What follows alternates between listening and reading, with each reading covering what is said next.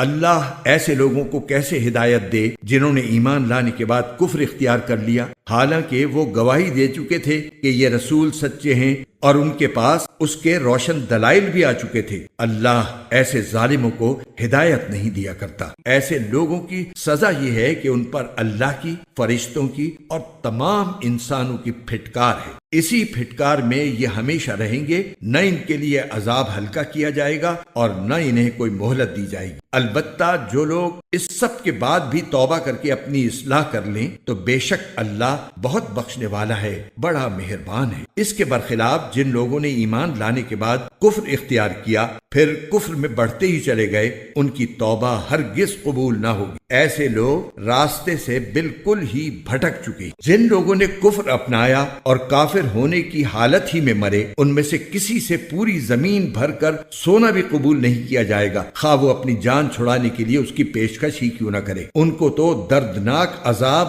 ہو کر رہے گا اور ان کو کسی قسم کے مددگار میسر نہیں آئیں گے۔